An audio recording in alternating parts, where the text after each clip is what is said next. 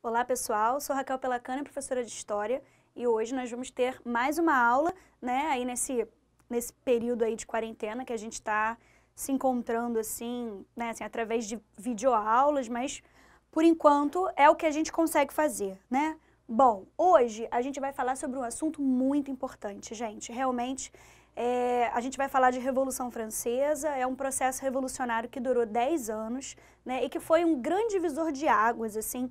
Quer dizer, essa coisa de ser um divisor de águas já começa com o Iluminismo, né, mas a Revolução Francesa é o principal acontecimento derivado do Iluminismo, né, então a gente precisa analisar com muita cautela, certo? Bom, o corte temporal eu coloquei aqui para vocês, de 1789 até 1799.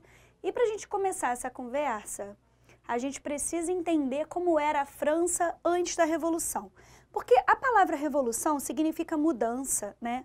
Então, se houve uma mudança, a gente precisa compreender qual era a situação anterior para conseguir entender que mudança deveria ser feita, né? O que as classes sociais envolvidas ansiavam, né? O que elas desejavam, que tipo de mudança elas queriam. Então a gente tem que saber como era a França pré-revolucionária, né? Antes de tudo dizer que era uma monarquia absolutista. Porque se a Revolução Francesa é um movimento que vai fazer quer dizer, que vai contar com a influência do Iluminismo, e lembrando que o Iluminismo é um embate contra o absolutismo e a sociedade do antigo regime, a França, antes da Revolução, é absolutista e é uma sociedade do antigo regime, ok?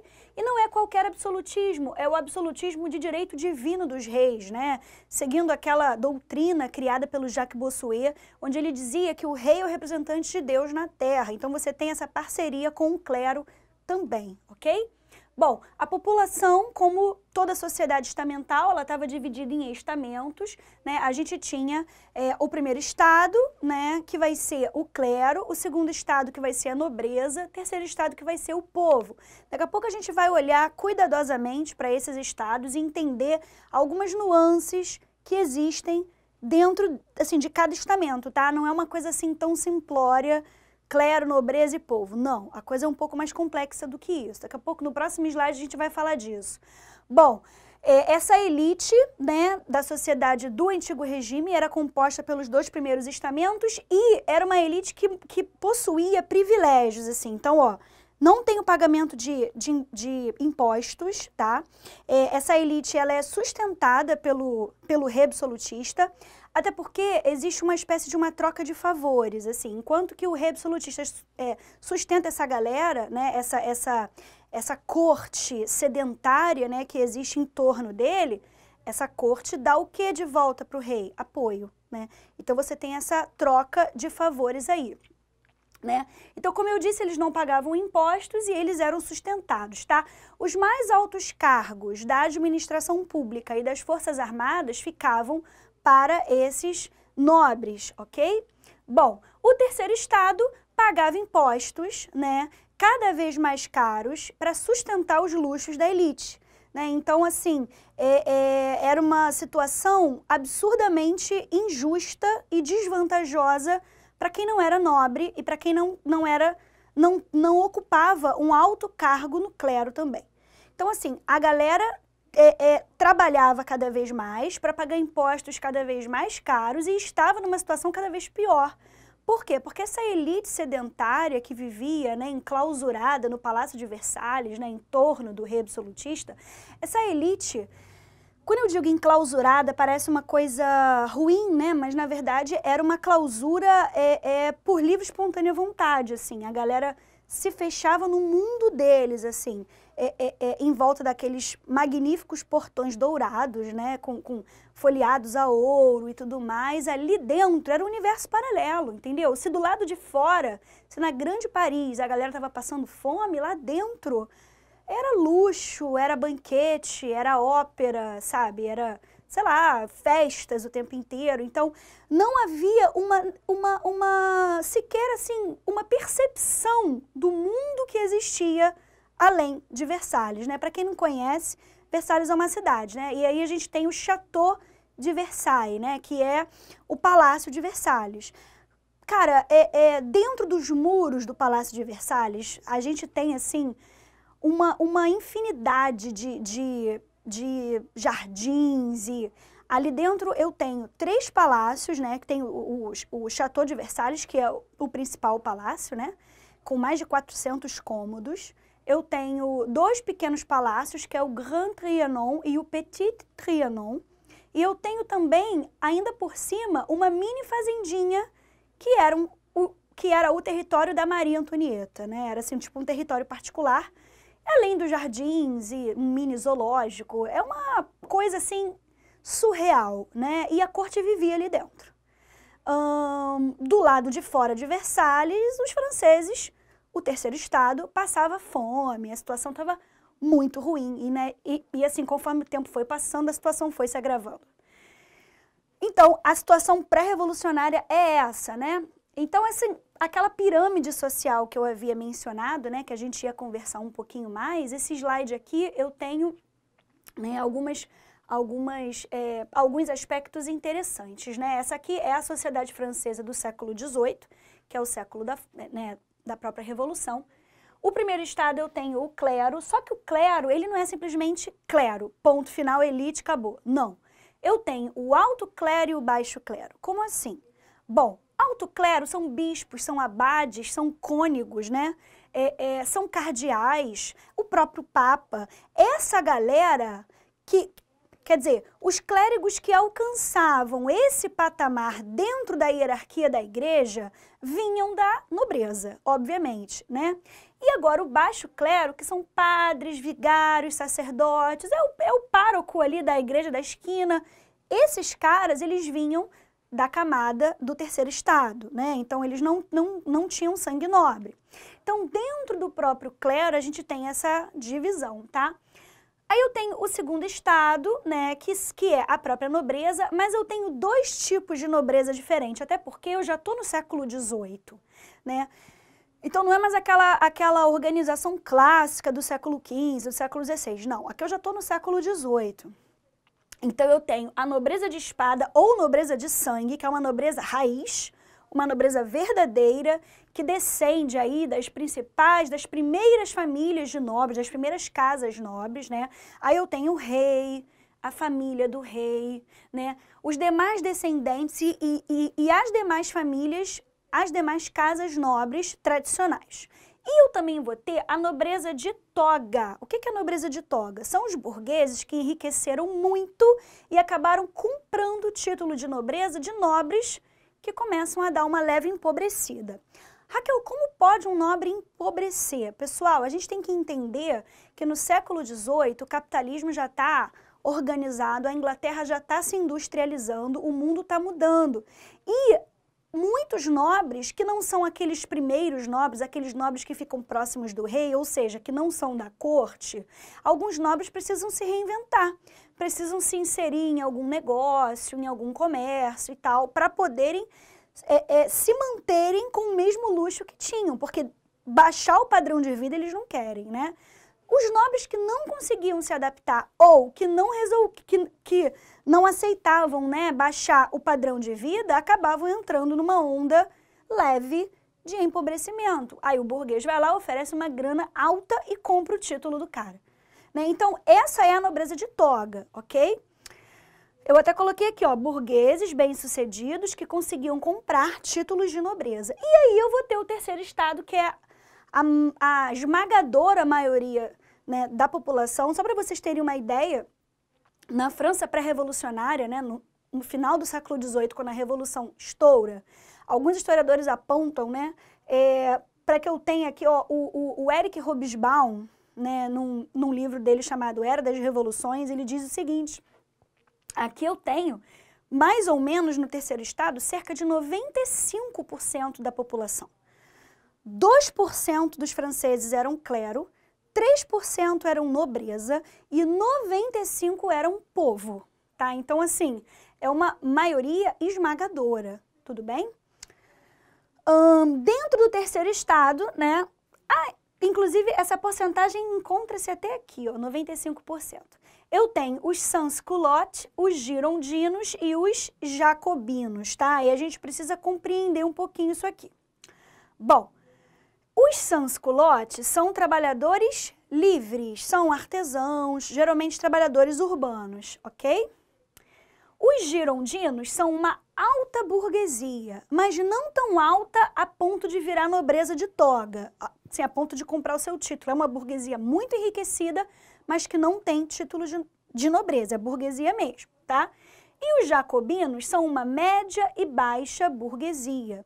Então, aqui dentro eu tenho camponeses, artesãos, que são os sans-culottes, e os burgueses, que são divididos entre uma burguesia altíssima e uma burguesia média e baixa.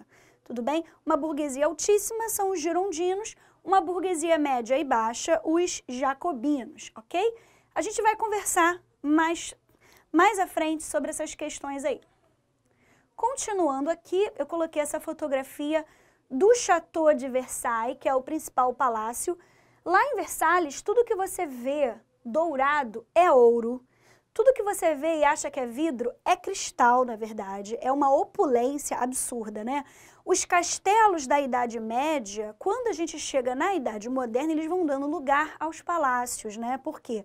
Se a Idade Média era uma época onde a elite era guerreira, eram os cavaleiros medievais e eles precisavam residir em locais protegidos, como são os castelos não são erguidos para serem bonitos, são erguidos para serem fortes, né? E proteger quem está dentro. Agora, na Idade Moderna, a gente vai ter uma elite diferenciada, uma elite que se poupa, não vai para o fronte de batalha, uma elite que ostenta, né? A gente vai ter aí o absolutismo. Versalhes foi construído pelo Luís XIV, o principal rei absolutista de todos os tempos, o Rei Sol, né? O Luís XVI, que é rei na época da Revolução Francesa, é neto do Luís XIV, né? Que inaugurou, inclusive foi acusado de muito desvio de verba para poder construir Versalhes, tudo bem? Muita corrupção envolvia o governo do Luís XIV, mas não dava em nada, o cara era absolutista, né? Nunca, hoje não dá em nada, você imagina no absolutismo francês, né? Enfim. Então, seguindo aqui, só para a gente poder organizar, eu coloquei essa charge aqui, que é uma charge da época, é claro que foi colorida, né? Contemporaneamente, mas é uma charge da época onde eu tenho 3 homens e cada homem representa um aspecto social, quer dizer, um estamento, melhor dizendo, né? Pelas vestimentas a gente consegue identificá-los. Antes de tudo, eu tenho um cara com ferramenta de trabalho que sustenta os outros 2 nas costas. Ficou fácil entender que o cara que está trabalhando é o representante do povo, do terceiro estamento. Sobre suas costas, ou seja, literalmente sendo sustentando quem? O clero, né, assim, pela vestimenta a gente já consegue identificar, e a nobreza. A gente sabe que esse cara é o nobre, principalmente devido à presença, né, de uma espada aqui. Então, é exatamente a ideia que o iluminismo começou a divulgar, né? Isso é uma grande injustiça. Um trabalhar para sustentar nas costas 2, né? Então, não é uma divisão correta, ok? E aí, como fruto dessa influência, alguns chargistas, né, alguns jornalistas caricaturavam e, enfim, assim, faziam essas críticas aqui. Então, a França, ela se encontra atingida por vários tipos diferentes de crises, né? A gente tem uma crise social, que é essa que a charge mostra, né? A população paga altíssimos impostos e por isso estava começando a entrar num quadro de fome, né? A gente tem uma crise financeira, por quê? Porque a corte francesa gastava mais do que podia, então os impostos precisam subir toda hora, né? Então a gente tem uma crise financeira porque a conta não está batendo, a conta não está fechando. Os gastos são mais altos do que o recolhimento. A gente vai ter uma crise ideológica também, porque eu tenho o iluminismo se disseminando, né, como movimento filosófico e influenciando essa galera, né? E a gente tem uma crise política, por quê? Porque a burguesia tem poder econômico, assim como a nobreza, mas a burguesia não tem poder político e ela começa a reclamar. né? Então, o somatório dessas crises começou a colocar o rei em preocupação. Até porque vem da França os principais filósofos do iluminismo, né? Vem da França Voltaire, Rousseau, Montesquieu, e essa galera tá reclamando, tá escrevendo livros, trabalhando, divulgando. É claro que esses livros são proibidos, esses livros são retirados de circulação, são censurados, alguns filósofos presos, outros deportados, mas ainda assim acontece uma influência em certo nível, ok? E aí, né, a gente tem uma fala que teria sido da rainha, que era Maria Antonieta, né? A Maria Antonieta, ela é uma rainha francesa conhecida por ditar moda, né? Ela era absolutamente aficionada em tendências de moda, ela ditava moda na real, assim, ela inventou uns cabelos diferentes e um tipo de sapato diferente também, e tudo que ela fazia todo mundo queria imitar. A gente sabe que a França, sobretudo nos séculos 18 e 19, quer dizer, a França é um padrão de cultura para o Ocidente inteiro, até para alguns países do Oriente também, produtores de artigos de luxo e tudo mais. Então, assim, a Maria Antonieta, ela era uma rainha completamente, como eu posso dizer, alienada a tudo que estava acontecendo. Ela tinha um casamento infeliz, né? Ela era apaixonada por um cara um militar, que foi participar da Revolução Americana e morreu. E ela não vivia bem com o rei, com Luís XVI, eles tinham uma relação meio assim conturbada e tudo mais. E ela buscava preencher esse vazio na vida dela, né? Esse vazio afetivo, com gastos e festas e muito champanhe, muito ópio e muitos doces, porque tudo que tem açúcar é um artigo de luxo. A gente sabe que o açúcar, né, retirado da cana, era caríssimo, super luxuoso. Então você tem aqueles banquetes, aquelas mesas carregadas de doces, assim.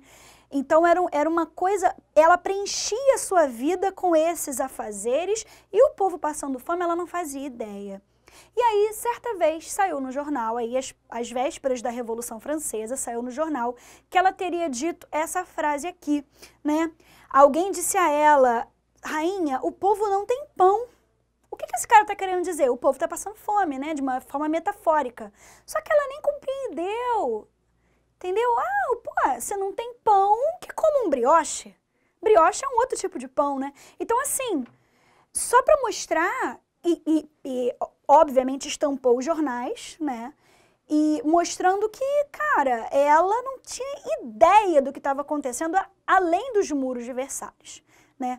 Agora, se essa frase foi mesmo de autoria da Maria Antonieta, os historiadores, eles não têm nenhuma prova disso, mas que saiu no jornal, saiu, né? E mesmo que não seja de autoria dela, só por a frase ser verossímil na época, já indica a forma que ela pensava.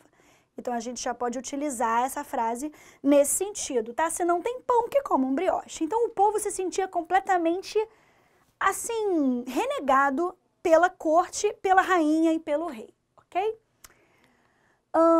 Bom, os protagonistas da Revolução que a gente começa a entrar num assunto um pouco mais complexo, tá? Porque até então a gente estava falando sobre a França pré-revolucionária. E aqui, só para a gente organizar o pensamento, no século XVIII francês, a gente tem os privilegiados, que são clero e nobreza, e os não privilegiados, que são o terceiro estado, burguesia e povo. Quando eu falo povo, eu estou juntando camponês e trabalhador urbano, ok? Eu até poderia dizer camponês e operário, mas a França ainda estava em processo de industrialização. Eu não tenho ainda indústrias na França no século XVIII como eu tenho na Inglaterra, né? A França ela vai se reconhecer um país industrializado só a partir do XIX, já com Napoleão Bonaparte, ok? Por enquanto, a gente diz em processo. Então, não dá para chamar de operários ainda, tá? Trabalhadores urbanos de uma maneira geral.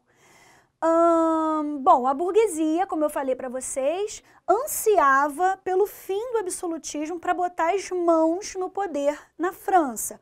O povo, antes de pensar em poder, ele está pensando em acabar com a sua própria fome, né? E sair da sua miséria.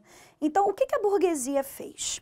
A burguesia, muito mais letrada do que o povo, ou seja, a burguesia tinha mais acesso às ideias iluministas porque ela sabia ler, escrever, enfim, ela tem um nível cultural mais elevado. Então, a burguesia se apropriou das ideias iluministas, virou para o povo e falou: esse mundo em que vivemos é um absurdo. Se você, povo, me ajudar a subir ao poder, eu farei um mundo melhor para vocês. Num primeiro momento, né, essa representatividade pela burguesia soou muito interessante para o povo, então ele depositou confiança na burguesia. Então, inicialmente, eu tenho povo e burguesia unidos contra o absolutismo. Posteriormente, povo vai para um lado, burguesia vai para outro lado, contra... Quer dizer, nesse segundo momento, o absolutismo ele já foi derrotado e burguesia e povo se voltam contra si, né? Um contra o outro, na verdade. Só para vocês entenderem que, inicialmente, eles estão unidos em prol, né, de um único objetivo. Depois, o povo percebe que o projeto de sociedade que a burguesia tem não o representa, ok? E aí, a gente tem o famoso acontecimento de 14 de julho, né, de 1789, que é a queda da Bastilha. A Bastilha, pessoal, era uma fortaleza medieval que funcionava nessa época como uma prisão para presos políticos, né? Tinha uma meia dúzia de gatos pingados ali. Na verdade, se você escrevesse algo falando mal do rei, ou se você incitasse uma revolução política, alguma coisa assim, você era preso nessa fortaleza. Então, se na fortaleza da Bastilha estão presos os inimigos do rei, os inimigos políticos do rei, a Bastilha significa o poder real. Então, ele tem uma função muito simbólica. O que o povo faz? Armados com as próprias ferramentas de trabalho, a maioria deles, né? A gente tem esses caras invadindo a fortaleza da Bastilha, é a famosa queda da Bastilha, e libertando os presos políticos. Então, aquilo significava o povo está desafiando o poder real. Então, tem muito mais uma carga simbólica do que outra coisa, tudo bem? O paiol das armas, né, da Bastilha foi invadido pelos camponeses e trabalhadores urbanos que se armaram e rumaram em direção a Versalhes, né?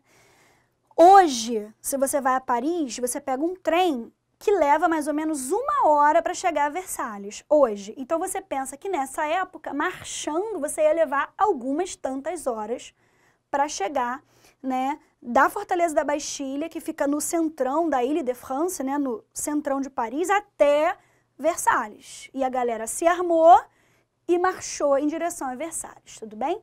Bom, aqui eu tenho algumas imagens interessantes, né? Primeiro, a Bastilha, né, com muitos tiros e tal, e o povo invadindo, né? E aqui do lado é uma charge da época também, chamado O Despertar do Terceiro Estado, né? Onde eu tenho o terceiro estado cheio de grilhões e ele está se libertando, está pegando em armas, e do lado de cá eu tenho, né, assustados o primeiro estado, que é a nobreza, e o segundo, desculpa, que é o clero, e o segundo estado, que é a nobreza, né? Eles estão assim, oh meu Deus, e agora? O terceiro estado está acordando, né? Está despertando. Beleza, gente. O rei, diante disso tudo, resolveu então tomar medidas para controlar a população, porque ele está preocupado, né?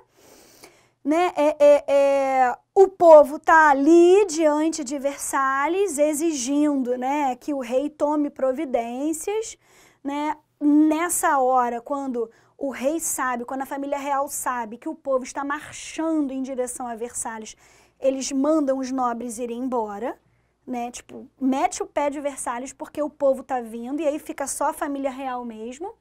E aí o rei, ele convoca um ministro para tentar resolver a situação. O ministro escolhido foi o Turgot, né? Só que o Turgot, ele propôs o óbvio, que incomodou absurdamente o rei.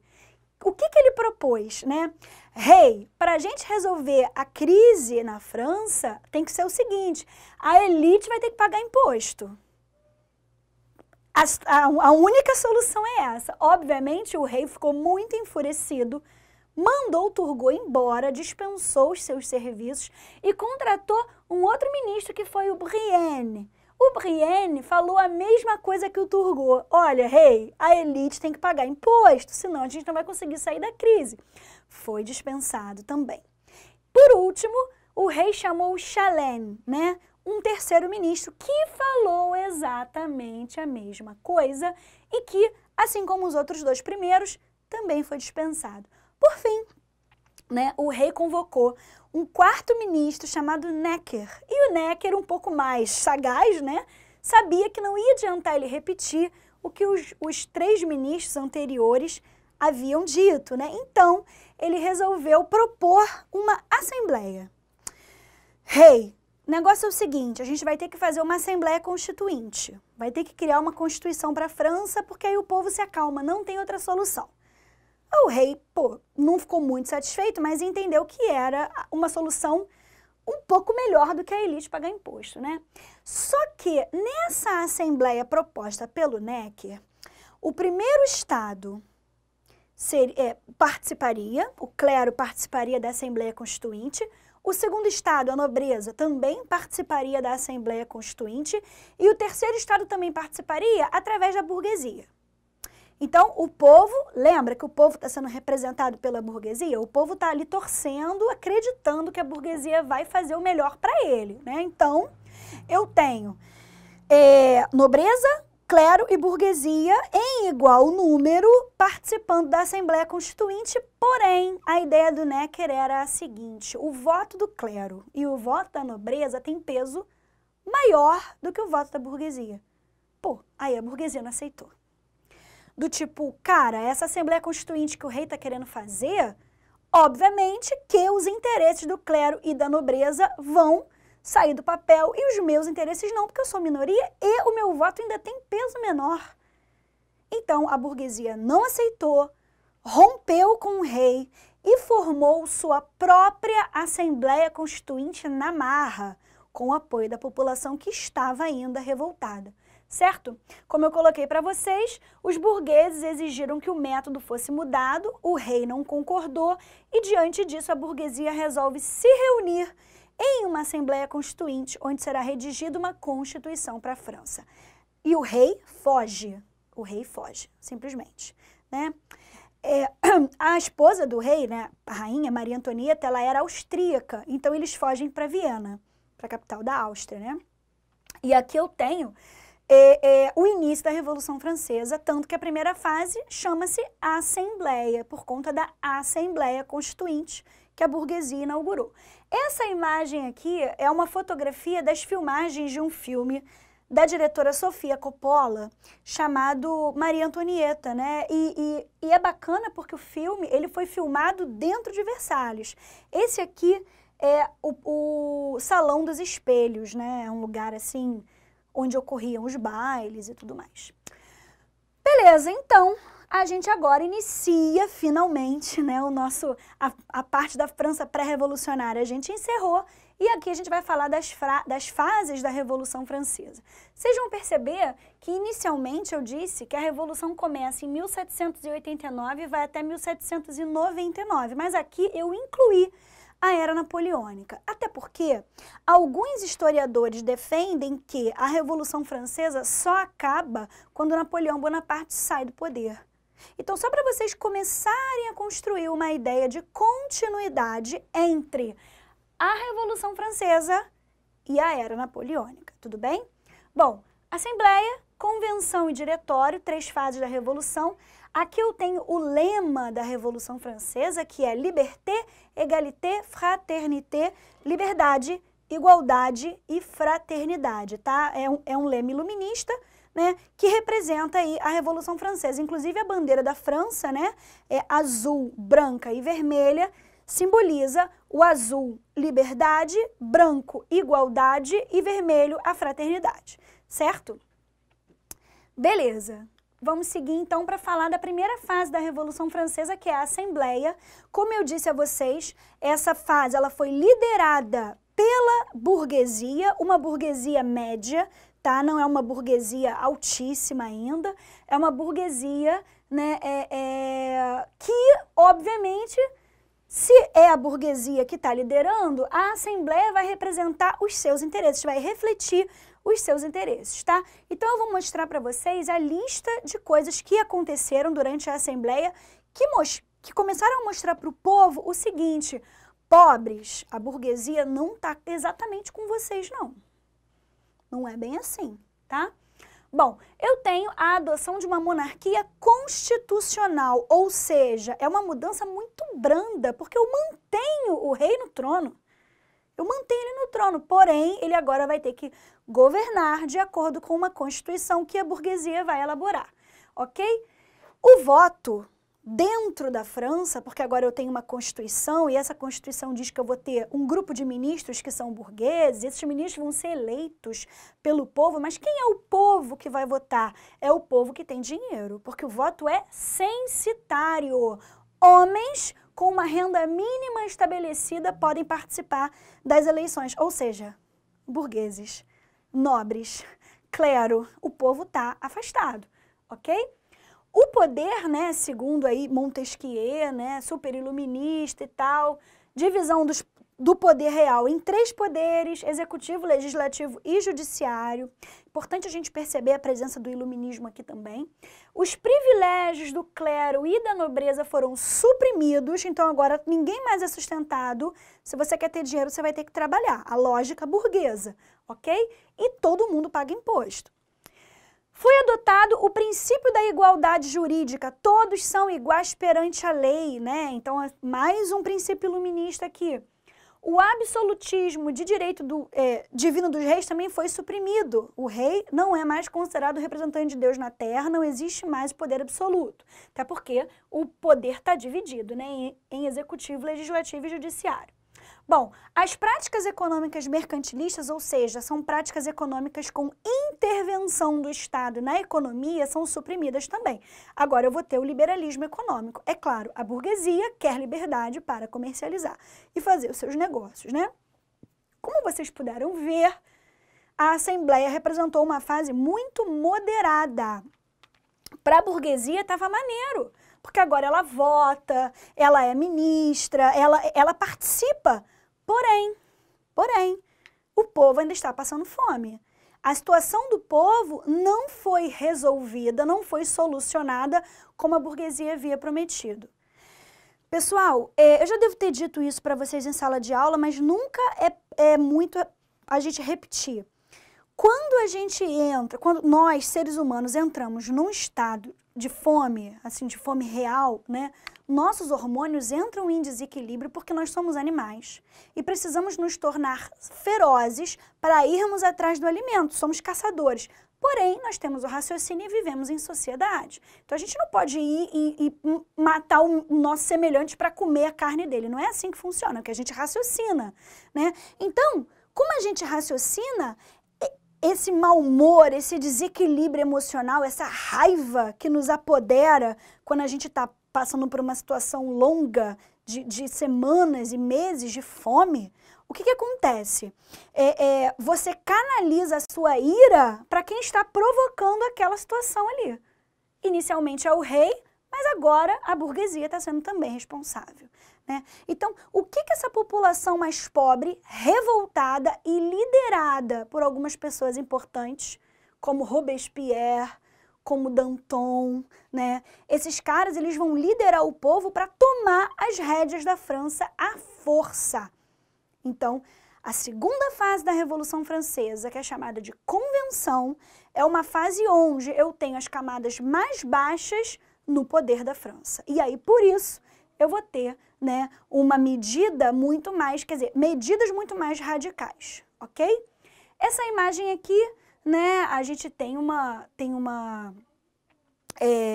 representação da primeira fase da Assembleia, né, onde os burgueses estão aqui decidindo e tudo mais, tomando decisões, e as camadas mais baixas estão, ó, reclamando coisas, a gente percebe porque elas estão com foices, né, estão armadas com suas próprias ferramentas de trabalho.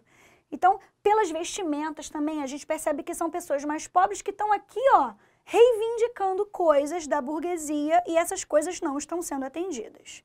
E por isso, a gente vai ter a radicalização da Revolução Francesa, quando, né, liderados por Robespierre, o principal líder aí dos jacobinos, né, dos sans-culottes, das camadas mais baixas, esses caras vão inaugurar essa fase que também é chamada de Era do Terror. Por quê?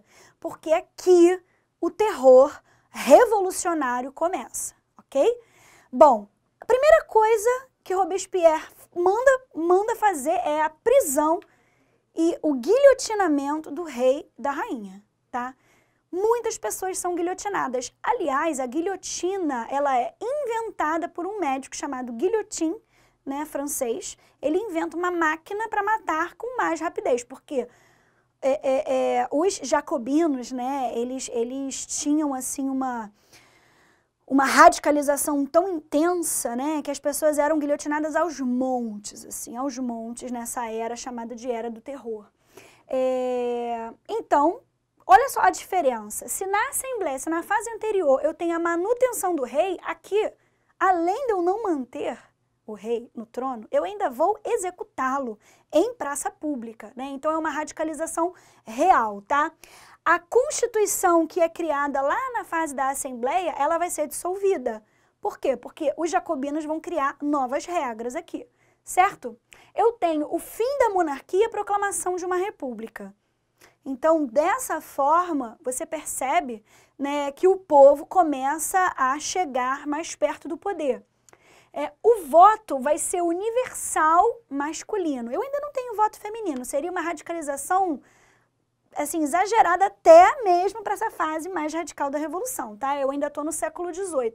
Mas é voto universal. Você é do sexo masculino? É cidadão francês? Tem mais de 21 anos, então você pode votar, não importa a sua situação social, certo? Eu crio o Comitê de Salvação Pública para lutar contra inimigos externos, daqui a pouco eu vou falar um pouquinho sobre isso, e eu crio os tribunais revolucionários para lidar, né, contra os inimigos internos. Então, tribunais revolucionários vão tratar de burguesia que está tramando algum plano para tomar o poder de novo, os descendentes lá da família real, sei lá. Pessoas internamente da França que estão ameaçando o poder dos mais pobres, né, na fase da convenção. Agora, os inimigos externos são países absolutistas europeus que estão vendo o que está acontecendo na França e não estão nada satisfeitos, estão com medo, estão temerosos, do tipo, cara, isso está acontecendo na França, se esse negócio dá certo mesmo, isso vai virar moda dentro do meu país e eu tô ferrado, porque eu vou ter que lidar com uma revolução aqui dentro. Então esses países, eles vão começar a lutar contra a França. Então, observem, internamente a França está passando por uma revolução, externamente a França lida com guerra. Então, a situação francesa está caótica, tá? Inclusive economicamente. Uma outra coisa que os jacobinos implementam é o fim da escravidão. Eles vão abolir a escravidão. Mas, Raquel, já não tem mais escravidão na Europa. É verdade, né? Desde o Império Romano que não tem mais escravidão na Europa. Porém, a França tem colônias. E nas suas colônias existe escravidão. Então, era das colônias que esses caras estavam falando. Isso vai direto no bolso da burguesia. Por quê? Porque a burguesia vendia escravos, né? E se são colônias francesas, obviamente tem o pacto colonial. Essas colônias só podem fazer comércio com a França, que é a metrópole. Então, a burguesia tava na crista da onda desse comércio aí, tava enriquecendo pra caramba. E aí, quando os jacobinos acabam com isso, nossa, a burguesia fica revoltada, né? Sente no bolso. Para sentir mais no bolso ainda, a gente vai ter a criação da lei do máximo. O que é isso? Não podem mais subir os preços ficam congelados, como se já tivesse atingido o máximo possível, né? A burguesia, que é comerciante, sente isso na pele, né? Vai ser prejudicada. Bom, como vocês viram, são medidas muito radicais, né? E o Robespierre, ele que era o líder, ele tinha muitos inimigos, assim. E às vezes ele mandava guilhotinar pessoas, assim, à torta e à direita, sabe? Qualquer coisa era guilhotina. A ponto dele acabar provocando uma desunião dentro do próprio grupo dos jacobinos, né? Ele começou a não ser muito querido pelos seus próprios parceiros de revolução, né? Então ele começou a ter inimigos dentro do seu próprio grupo e mandou guilhotinar esses caras. Então vai chegar um momento que o Robespierre vai fazer inimigos dentro, né, do próprio grupo dos seus inicialmente aliados, né? E ele vai acabar provocando a desunião. Essa desunião acaba fazendo com que os seus inimigos dentro do grupo dos jacobinos coloquem o Robespierre na guilhotina, né? A maior ironia, o Robespierre ser morto, guilhotinado, né? E quando uma burguesia mais alta perceber a desunião do grupo que está no poder, ela vai perceber essa fresta e ela simplesmente vai assumir o poder, ela vai tomar as rédeas. Porque se os jacobinos estão desunidos, eles estão enfraquecidos e a burguesia vai aproveitar o momento para tomar o poder, ok? E aí, em 1794, no chamado golpe do 9 do Thermidor, o Robespierre e os demais jacobinos são executados pelos outros revolucionários, pois haviam perdido o controle da revolução. E aí, nesse momento, uma altíssima burguesia chega ao poder, né? Quando a gente vai ter o início aí da terceira e última fase da Revolução Francesa, que é chamada de Diretório, tá?